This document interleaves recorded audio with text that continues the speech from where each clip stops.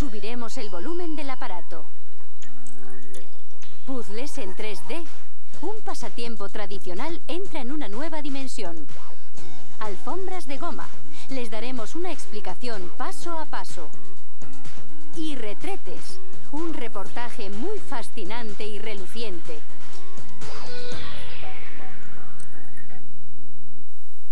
Si nos paramos a escuchar todos los sonidos que nos rodean, de repente nos daremos cuenta de lo fácil que es dar por sentado el sentido del oído. Pero si alguna vez desarrollamos un desorden auditivo, sin duda notaremos la pérdida. Aunque afortunadamente los audífonos son cada vez más pequeños y más efectivos. La pérdida de oído es un serio hándicap, aunque afortunadamente puede solucionarse gracias a los audífonos. Pero antes de fabricarlos hay que evaluar con precisión el grado de pérdida auditiva. Y para ello se utiliza este aparato, un audímetro. Se hace un molde del conducto auditivo. Para proteger el tímpano se inserta un tapón de algodón. El siguiente paso es verter un material de silicona para hacer el molde. Una vez solidificado, se retira de la oreja.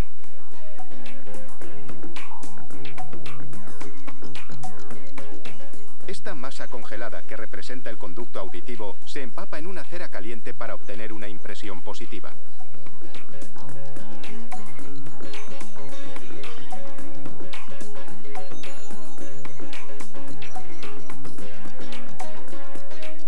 Después se rellena el contenedor de la silicona. La silicona se endurece en apenas 10 minutos. Se extrae el molde de silicona endurecido y el sobrante de la impresión se elimina para conservar tan solo la parte esencial. La pieza debe deslizarse con facilidad en la oreja. Ya se puede hacer el molde para el audífono. Se vierte un material acrílico en el molde antes de colocarlo en este horno ultravioleta. Sin emitir ningún calor, este horno endurece el material. Esta es la base de la prótesis, sin sus componentes electrónicos. En este plano se detalla el circuito eléctrico del amplificador. Se hacen unos orificios para el control del volumen. Estos componentes son diminutos. Este es el control de volumen, el micrófono en miniatura que capta los sonidos y el auricular que funciona como altavoz. Este pequeñísimo cable trenzado de 7 conductores se suelda al amplificador y a otras partes de la prótesis con estaño. El circuito híbrido se inserta en un estuche de silicona que garantiza su protección.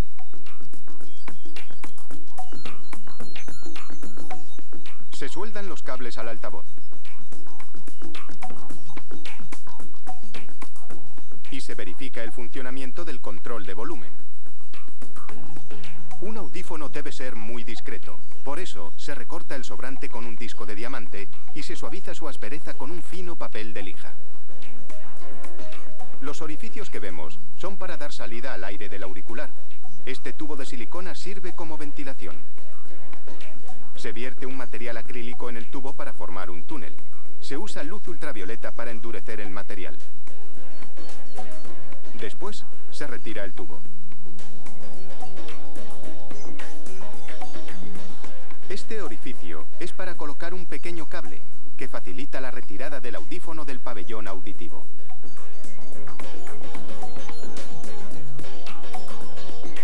A continuación, se coloca la pila. Solo queda colocar algunas piezas, como el micrófono, y montarlo todo cuidadosamente en el interior de la prótesis.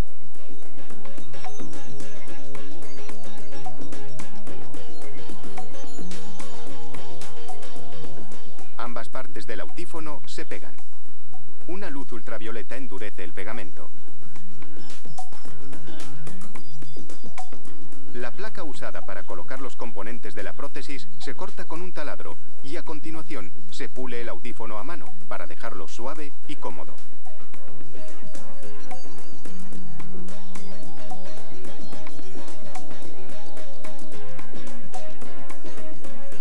La prótesis ya está completa. Solo queda un paso importante: verificar sus características electroacústicas. Con este analizador se comprueba que el audífono se ajusta a los estándares requeridos.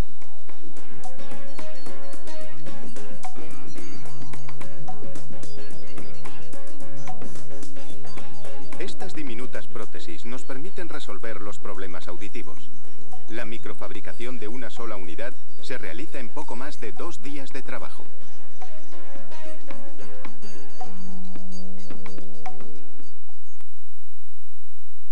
¿Recuerdan esas tardes ociosas que pasaron montando sencillos puzzles de 60 piezas? Bueno, bórrense esa imagen de la cabeza, porque los sofisticados puzzles de hoy pueden tener hasta 1500 piezas en 3 dimensiones, que van hacia arriba, hacia abajo e incluso de lado. ¿Están preparados para el desafío? Los puzzles tradicionales son conocidos por todos, pero los puzzles en 3D son un reto diferente. Estos puzzles tridimensionales se conciben primero con un software informático. Para cortar las piezas hacen falta unas buenas cuchillas. Estas son las usadas para la matriz. Con ellas se cortarán las láminas impresas de diferentes modelos. Esta goma se usará para expulsar la matriz. La matriz es única para cada puzzle. Es el modelo específico que se usa para hacerlo.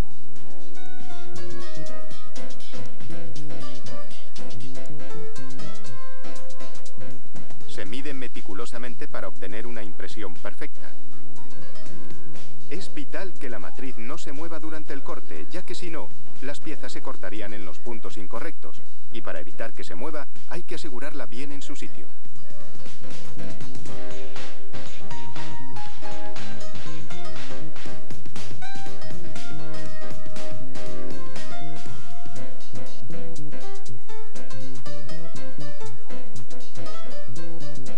Se coloca el carbono de la matriz. Es como imprimir la copia máster. Se verifica de nuevo la alineación. Es un paso muy importante que asegura la calidad del producto final. Por último, se instala esta placa metálica, que es la base de corte. Será sobre esta superficie sobre la que se colocará la matriz. Terminadas las mediciones, se desliza en su posición el cajón de la matriz.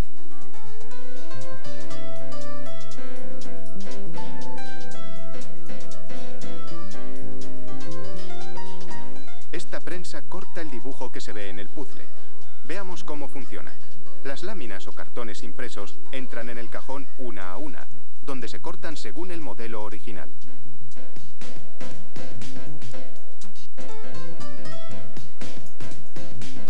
Aquí vemos claramente cómo la prensa corta la lámina del puzzle.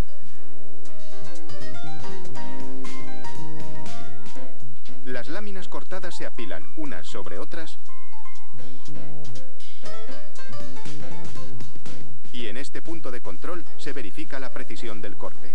Los operarios se aseguran de que cada pieza tenga la forma correcta. A continuación, se coloca el soporte de espuma del puzzle. Esta guillotina se usa para cortar las láminas de polietileno sobre las que se pegarán las imágenes cortadas.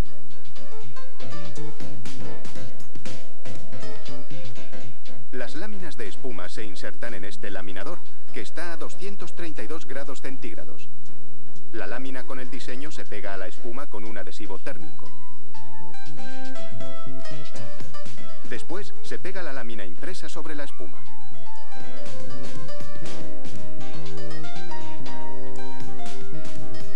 Una vez pegados, los puzzles se apilan unos sobre otros y se procede a retocarlos. Los excedentes del corte se retiran tirando.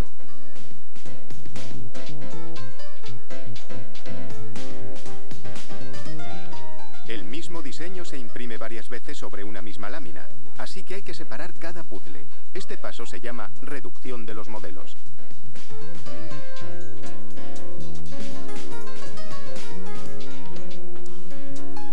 Ahora toca separar las piezas. Este separador se encarga de hacerlo y envía las piezas por un tobogán.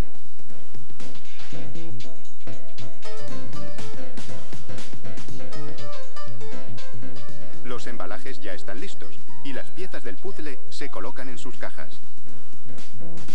En estas instalaciones se producen cada día no menos de 15.000 puzzles. Desde sus comienzos, esta empresa ha creado más de 300 modelos de puzzles diferentes, desde diseños sencillos hasta otros más complejos. El más grande es de 3.146 piezas. Y para hacerlo, se necesita mucha paciencia. ¿Alguna vez se han preguntado qué ocurre con los millones de neumáticos usados que desechamos cada año? Les aliviará saber que la quema de neumáticos es cosa del pasado. Los neumáticos de hoy a menudo tienen una nueva vida como alfombras de goma.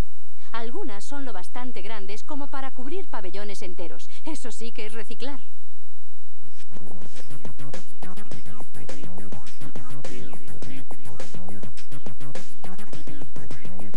Los neumáticos usados son una fuente de contaminación.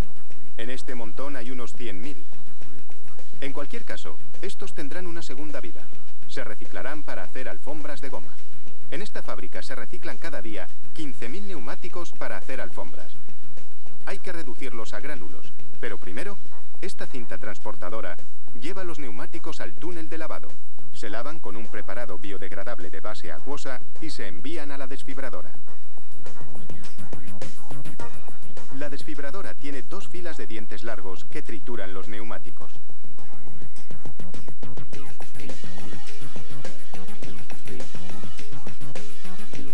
Esta desfibradora es capaz de cortar casi 1000 neumáticos por hora.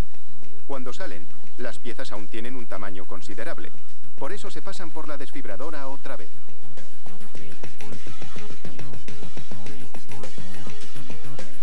Con un imán se separa el metal de la goma y las piezas metálicas se reciclan en otra fábrica.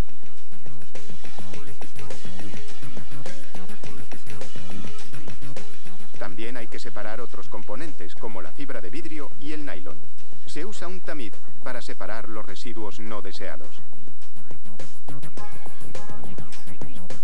Las partículas de goma recuperadas, limpias de materiales extraños, miden unos 2,5 milímetros.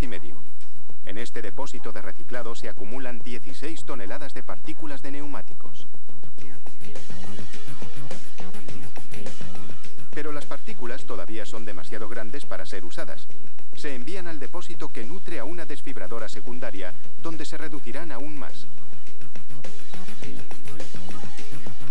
Esta pala alimenta la desfibradora secundaria. El triturado produce una especie de polvo de goma.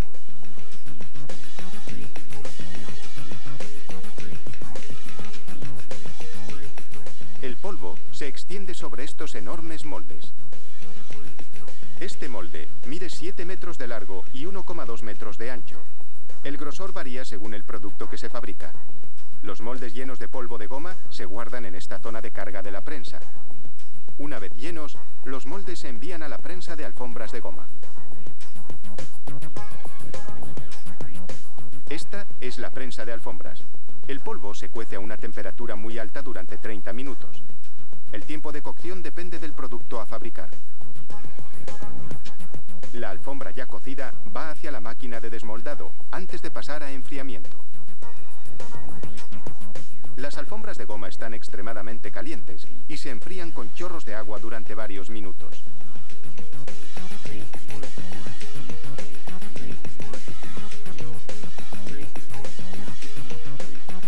Las alfombras enfriadas ya pueden pasar al siguiente departamento. Esta cinta coloca la alfombra antes de proceder al corte. La alfombra se somete a una vibración para eliminar el agua sobrante.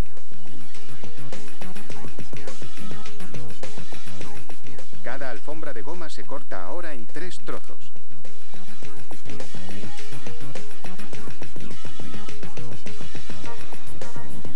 Y una vez cortadas, se apilan y se guardan a la espera de la distribución.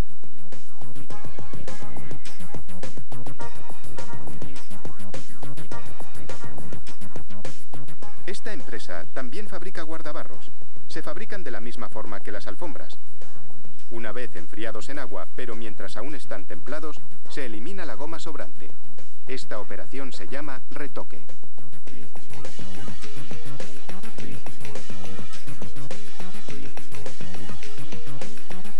Aquí también se producen anillas de goma con los mismos métodos de fabricación y, como siempre, a partir de neumáticos usados.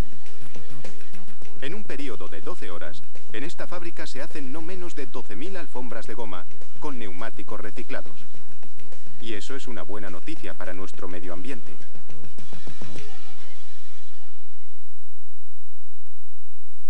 No solemos fijarnos mucho en este humilde artefacto doméstico, siempre y cuando siga cumpliendo con su misión. Como la mayoría de lo que hemos inventado para hacer nuestro trabajo sucio, no lo apreciamos en lo que vale, pero es casi imposible imaginar la vida sin un retrete.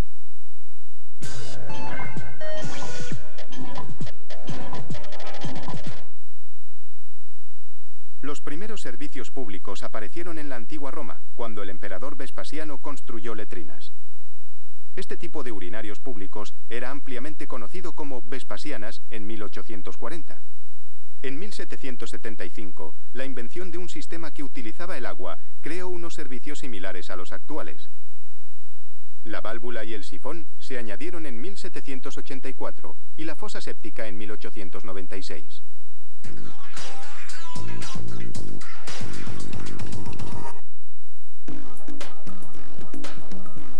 Un retrete es un objeto cotidiano en cuya fabricación se invierten varios días de trabajo. Implica montar varios moldes.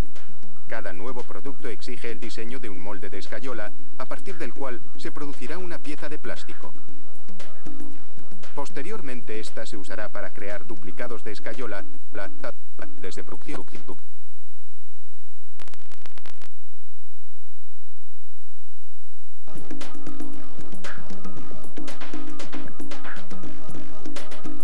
El molde de escayola a partir del cual se produce un retrete se hace con 6 piezas diferentes que hay que ensamblar de solo 2 meses. El proceso comienza con una mezcla de agua y escayola que sigue una receta precisa. A continuación, se vierte el líquido en este orificio de llenado de la pieza.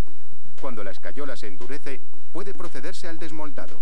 Se golpea el extremo de la unión del molde de escayola y la pieza con un martillo de goma para no dañar la escayola.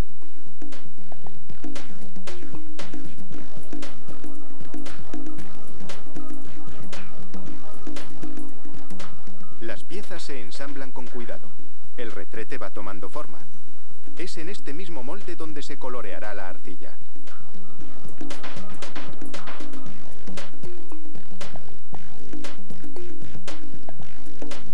A continuación se instalan unas correas de tensión. Se insertan unos pequeños bloques entre el molde y la correa para aumentar la tensión. El molde se llenará rápidamente con líquido para evitar cualquier distorsión. Aquí se prepara una nueva receta. Esta vez es lechada, un compuesto de arcilla y sílice. Este preparado reposará durante 48 horas. A continuación se instala el núcleo, la parte superior del molde. Ya se puede rellenar. Esta tubería de distribución de cobre, conectada al depósito que contiene la lechada, facilita el llenado de varios moldes a la vez. Son necesarios unos 20 kilos de mezcla por molde. Una hora después, la lechada ha alcanzado un grosor de 1 centímetro. Se retira el tapón para facilitar el desagüe de la lechada sobrante. Ya se puede desmoldar la pieza, aunque todavía es frágil. Esta lechada más espesa se usa para pegar las 2 piezas.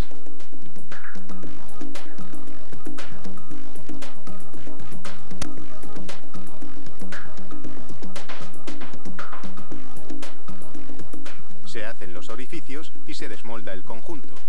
El retrete ya está moldeado. A continuación, para obtener un acabado perfecto, se retira la pequeña cinta formada por el excedente de lechada adhesiva. El retrete se seca durante 36 horas y a continuación en un secador de aire caliente durante 12 horas más. El acabado debe ser impecable. Se lija minuciosamente la superficie para que quede bien lisa. Una aspiradora absorbe el polvo. A continuación, con un chorro de aire comprimido, se eliminan el polvo y los residuos. La taza se pinta a mano en una sala especial.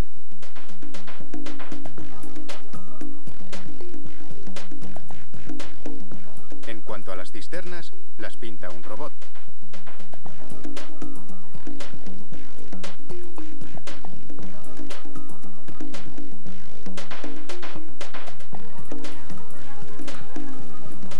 Esta carretilla lleva las piezas hasta la última etapa de fabricación, el cocido.